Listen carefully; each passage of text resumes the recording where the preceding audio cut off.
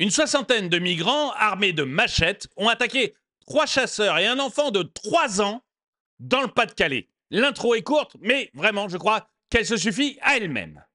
Bonjour et bienvenue dans cette nouvelle vidéo de DME en direct. Comme toujours, si vous n'êtes pas abonné, je vous suggère de le faire et de cliquer sur la cloche pour être prévenu lorsque je sors une nouvelle vidéo. Donc, on a une soixantaine de migrants armés de machettes qui attaquent 3 chasseurs et un enfant de qui a 3 ans dans le Pas-de-Calais. Et vous allez entendre le témoignage d'un des chasseurs. Ils ont cru qu'ils allaient mourir. Ils ont cru qu'ils allaient se faire égorger. Je vais vous montrer d'abord comment j'ai vu ça. Donc, c'est le JDD qui a publié un article là-dessus. Et l'article nous dit, il y a une soixantaine de migrants armés de machettes et de barres de fer qui attaquent 3 chasseurs à Tardiguienne. Les 3 hommes, accompagnés d'un enfant de 3 ans, ont résisté à l'attaque d'une soixantaine de migrants venus en découdre par esprit de vengeance. Et ça s'est passé dans la nuit de samedi à dimanche, alors qu'ils se trouvaient dans une hutte. 3 chasseurs au canard et un enfant de 3 ans ont été pris pour cible par une soixantaine de migrants venus en découdre dans le marais de Tardingen.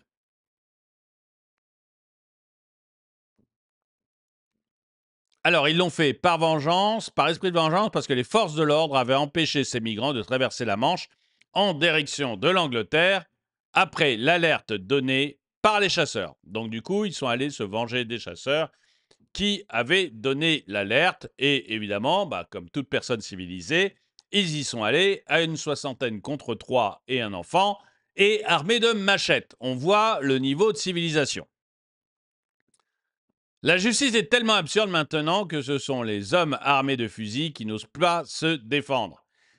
Et c'est vrai qu'on se pose la question. Mais bon, vous avez beau avoir des fusils, c'est des fusils 2 coups. Si vous avez 60 personnes devant vous, vous êtes 3, vous avez 6 coups, ça va mal se terminer. Donc, le fusil n'est peut-être pas la bonne solution. Déjà, je ne comprends même pas comment ils peuvent avoir des machettes ici. On écoutera tout à l'heure le témoignage d'un des chasseurs. Ils ont cru qu'ils allaient mourir. Ils ont vraiment cru qu'ils allaient mourir. Et vous allez voir que la police, elle, est d'une efficacité très, très, très relative. Et on fait encore comme si on n'était pas en guerre. C'est marrant, comme un truc comme ça se passerait différemment dans d'autres pays. Je vous assure que vous pouvez tenter en Algérie de faire ce genre de choses et ça va être vite réglé. Ou au Maroc.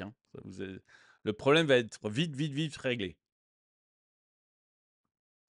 Je ne parle pas évidemment de la Russie ou de la Pologne, où là aussi on réglerait le problème. Migrants ou soldats d'une autre culture. Ça change de la galinette cendrée, tu m'étonnes. Tu m'étonnes que ça change de la galinette cendrée. Ils sont gentils, les chasseurs, ils n'ont blessé personne, même en se faisant agresser. Même pas un petit coup de 12. Bravo pour le self-control. Ouais, enfin bon, ils chassent le canard, donc ils n'ont pas prévu de chasser le rhinocéros. Et il y a 60 mecs devant eux. Encore une fois, vous avez 6 coups. Faut être sûr de bien tirer quand même. Faut... faut vraiment en tuer 10 par balle, ça va être compliqué. N'est-il pas en état de légitime défense? Je ne sais pas. Il faudrait demander à un juge s'il pense qu'on peut tirer dans ces cas-là. Alors 60 déséquilibrés, 60 qui n'ont pas les codes, c'est 60 chances ou pas? Continuons ainsi. Ces migrants clandestins armés et tous les autres sur notre territoire sont couverts par les membres du Conseil constitutionnel et son président Laurent Fabius, au détriment des Français qui sont contraints de les payer pendant 9 ans chacun. Copie gouvernement urgence absolue. OK. Les migrants n'ont rien à faire chez nous. Démigration, bon bref. Rémigration. Bah, c'est vrai que les 60, là, honnêtement, on les chope, on les fout dans un avion, retour dans leur ville de clochard, dans leur pays, j'allais dire leur pays de clochard, mais peut-être pas, peut-être que c'est des beaux pays, hein, j'en ai aucune idée. Mais retour dans leur pays, ça réglera largement le problème. Bon, on va voir maintenant l'interview de l'une des personnes. Et vous alors j'espère que Europe 1 va me laisser diffuser l'interview. Parfois, c'est bloqué. Si c'est bloqué, je coupe, mais vous l'avez, c'est le deuxième lien dans la description de la vidéo. Vous pourrez aller écouter l'interview parce que ça vaut vraiment la peine de cette personne. J'ai cru qu'on allait mourir. Ils sont intouchables. On ne peut que subir. Violemment agressé par des migrants à Tardingen, un chasseur témoigne. Alors écoutez, parce que c'est impressionnant. C'est vraiment le gars a cru qu'il allait mourir. Que dès l'instant que les gendarmes sont arrivés, ils ont jeté des grenades lacrymogènes pour disperser, mais ils étaient 2 face à 60, donc ils n'ont pas pu faire grand-chose. Donc avec les grenades, tout ça, les migrants sont partis, se sont dispersés. Ils nous ont dit que c'était bon, qu'ils étaient partis, mais qu'ils ne pouvaient pas rester avec nous parce qu'ils étaient appelés d'ailleurs, les gendarmes. Du coup, ils ont... Non mais, non, enfin, non mais ça me fait marrer, mais c'est par, excusez-moi, c'est par réflexe. Vous savez que quand je rigole ou quand je souris, souvent, c'est par réflexe face à... Attendez, vous avez 60 migrants, 60, qui viennent avec des machettes. Il y a un enfant de 3 ans.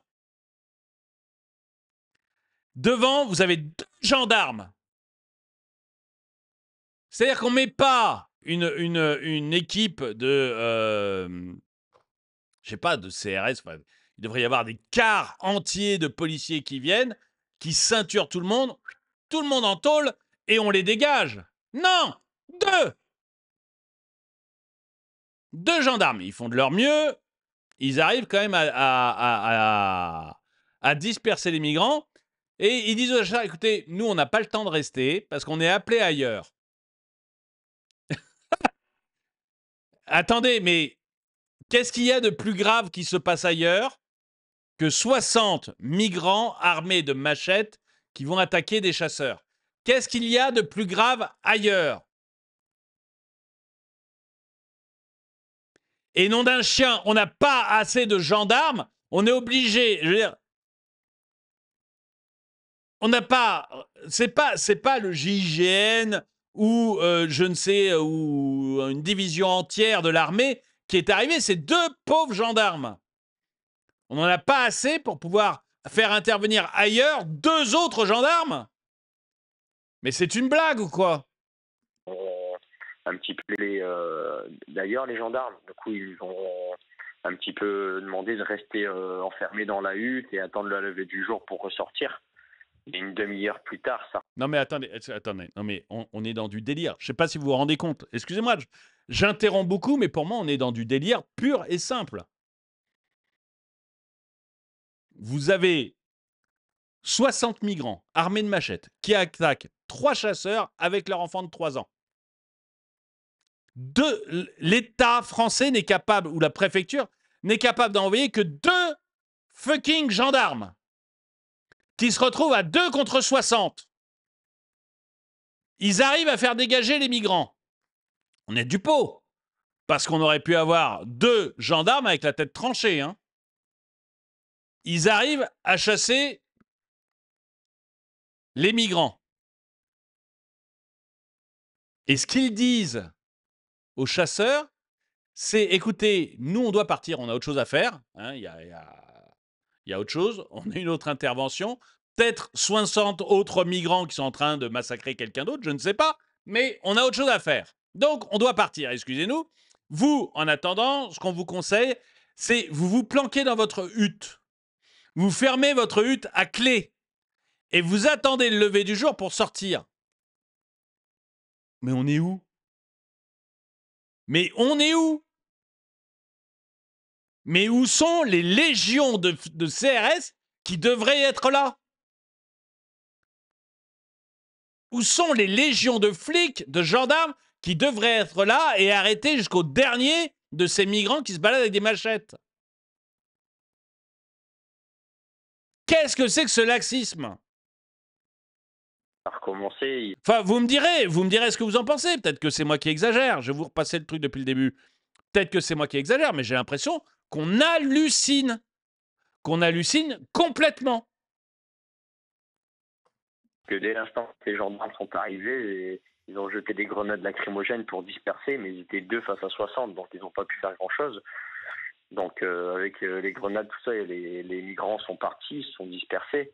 Ils nous ont dit que c'était bon, qu'ils étaient partis, mais qu'ils ne pouvaient pas rester avec nous parce qu'ils étaient appelés d'ailleurs, les gendarmes. Du coup, ils nous ont Hanouna, il n'en revient un pas. petit peu demandé de rester enfermés dans la hutte et attendre la levée du jour pour ressortir. Et une demi-heure plus tard, ça a recommencé. Ils étaient revenus en fait sur notre point. Ah ouais. Donc les flics s'en vont, les migrants reviennent. Et qui l'avait pas vu venir celle-là? Qui parmi vous s'était dit non mais la nuit va être calme? C'est bon, ils vont pouvoir recommencer à chasser le canard. Qui s'était dit ça? Et ils ont continué, en fait, ils sont revenus finir les voitures. On est le pays le plus taxé de toute l'OCDE. Le pays le plus taxé. Où sont les flics? Où est la protection?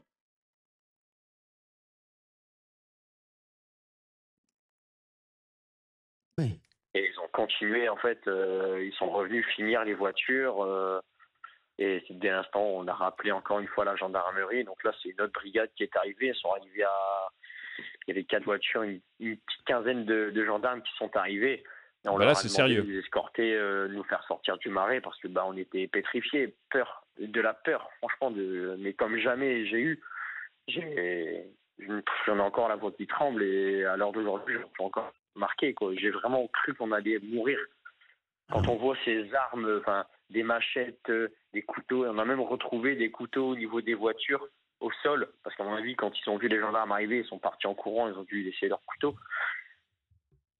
C'était pas, franchement, je sais bien que c'est triste qu'ils soient en France, mais il faut pas non plus les couvrir surtout, et surtout que là, quand on voit l'assurance en gendarmerie, ils n'ont pas des gens qui sont identifiés, ils n'ont pas de papier français, il n'y a rien pour les identifier et ils sont intouchables, honnêtement, mais qu'est-ce qu'on peut faire sur ça?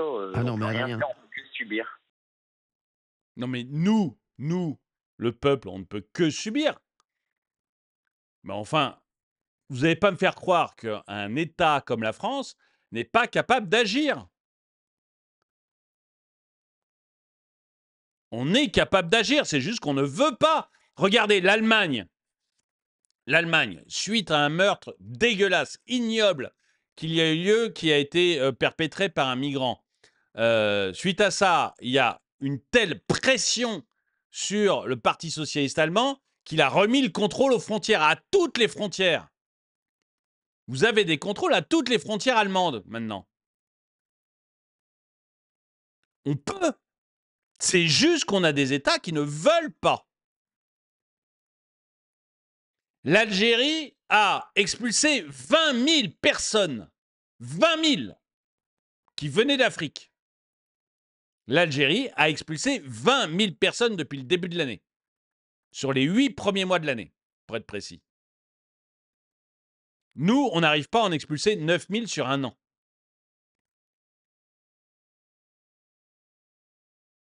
Il suffit juste de vouloir. Il suffit juste de vouloir. C'est parce qu'on ne veut pas qu'on ne le fait pas. Il n'y a pas d'autre raison. On n'est pas impuissant. On a juste des élites qui ne veulent pas, qui vivent dans le rêve.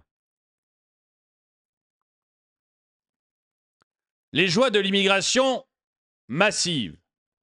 Ne restez pas seuls, rejoignez et soutenez les mouvements et les personnalités qui luttent contre l'islamisation de la France. Je ne sais pas si les migrants, en l'occurrence, étaient islam. Vous voyez, il ne faut pas tout mélanger. Les migrants avec des machettes ne sont pas forcément musulmans. Peut-être, mais pas forcément. Alors, qu'est-ce que disait le général de Gaulle? Si une communauté n'est pas acceptée, c'est parce qu'elle ne donne pas de bons produits. Sinon, elle est admise sans problème. Si elle se plaint de racisme à son égard, c'est parce qu'elle est porteuse de désordre. Quand elle ne fournit que du bien, tout le monde lui ouvre les bras. Mais il ne faut pas qu'elle vienne chez nous pour imposer ses mœurs. C'est vrai qu'aujourd'hui, il n'y a pas beaucoup de monde qui serait capable de dire ce que disait De Gaulle. On est bien d'accord. Il faut les expulser. Sentiment d'intouchabilité. Dupond-Moretti. L'Iran a expulsé 500 000 Afghans. Oui, il faut. Je ne sais pas si c'est l'Iran ou le Pakistan, j'ai un doute, mais effectivement, ils ont expulsé 500 000. On peut. Il suffit juste de le vouloir. Il suffit juste de vouloir. On devrait entendre parler de cette histoire de fous partout. Mais au Frankistan, en 2024, on doit compter sur Cyril Hanouna pour médiatiser un minimum. C'est ça, c'est Cyril Hanouna, LJDD et peut-être CNews. On n'entendra surtout, mais alors surtout pas parler sur les télés officielles. C'est interdit. Hallucinant cette histoire. Espérons que cela finisse mal. Bah non. Ah, pas d'amalgame en gélule. Oui, oui, oui, c'est un peu ça. Je pense que le chasseur s'est trompé avec le gibier. J'y crois pas une seconde. S'ils se sont fait agresser, c'est qu'ils n'ont pas tiré. Des chasseurs qui ne tirent pas comme des fous sur les premiers qui passent, du jamais vu. Ça, c'est de la blague, un peu facile, je trouve. J'aimerais bien vous y voir. À mon avis, c'est des choses, mais vraiment, vraiment chaudes. Par définition, un clandestin n'a pas d'existence administrative. On surveille de près le sous-chien. Pour le reste, les islamo-gauchistes et les assos-cassos queen, dès qu'on y touche, inquiétant l'attitude de la gendarmerie qui tarde à intervenir. La deuxième fois, bon, ça va, s'ils viennent à 15, la deuxième fois, comme ils sont armés, les gendarmes, c'est jouable. Mais c'est vrai que le premier arrivé à 2 et redépart, c'est plus que surprenant. Et donc, on comprend que cette soixantaine de migrants sont repartis libres de recommencer ailleurs, demain, après-demain ou quand ils voudront, contre qui ils voudront. Zéro interpellation, zéro garde à vue, rien. En tout cas, c'est ce qu'on comprend. Et j'ai rien lu qui va dans un autre sens. Mais on les arrête pas parce que de toute manière, si on les arrête, on ne sait pas quoi en faire. Vous allez avoir un juge, comme on a renoncé, ou alors ils vont avoir un OQTF, mais on en a à foutre. Et on n'exécute que 8% des OQTF, donc on n'a rien à faire. Et comme les juges ont pris l'habitude de les relâcher immédiatement, bah, ils sont relâchés immédiatement. Du coup, la police ne s'embête pas. Mais voilà. Ils ne sont pas intouchables, mais nos gouvernements, les gauchistes et les associations subventionnées, sont complices d'un populisme. Soit nous votons et nous changeons de cap, soit ce sera une guerre civile. Moi, je vous avoue que je pense que ça va se terminer comme ça, c'est-à-dire que ça ne sert à rien d'attendre, entre guillemets, ça va finir de manière extrêmement violente. Voilà, ça va finir de manière extrêmement violente.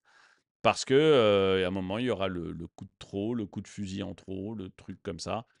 Et je pense qu'effectivement, un jour ou l'autre, ça finira extrêmement mal. C'est comme quand je vous parle des gens qui font des squatteurs. De temps en temps, je vous parle des squatteurs et je vous dis ça va mal finir parce que un jour ou l'autre, il y a un propriétaire qui va en avoir ras-le-bol et les propriétaires vont se mettre à dégager les squatteurs à coups de fusil ou de manière violente, puisque la police et la justice ne font pas leur boulot. Je pense que ça va être la même chose avec les migrants. C'est-à-dire qu'il y a un moment, les gens vont en avoir ras le cul et on va se retrouver, comme on voit que on a bien compris qu'il ne se passait rien, on a bien compris que la police ne pouvait pas le faire ou était empêchée de le faire et que la justice ne voulait pas le faire. Et qu'au-dessus, vous avez des gouvernements qui ne veulent surtout pas parler de ça. Ben, je pense que ça fera la même chose, c'est-à-dire qu'on verra petit à petit des gens se regrouper, s'armer, et ça finira avec des milices. Voilà, c'est comme ça que ça finit. Je pense, hein, après je me trompe peut-être que je suis un affreux facho. De toute manière, j'ai bien compris que maintenant, tout ce qui était en désaccord avec Jean-Luc Mélenchon était nécessairement un facho, même s'il est membre de LFI. Donc bon, il n'y a plus de... On a juste des gens qui ont arrêté de penser et qui sont des véritables zombies. Dès qu'on ne parle pas comme Jean-Luc Mélenchon, on devient un fasciste. Quoi qu'il en soit, écoutez, vous dites-moi ce que vous pensez de ça.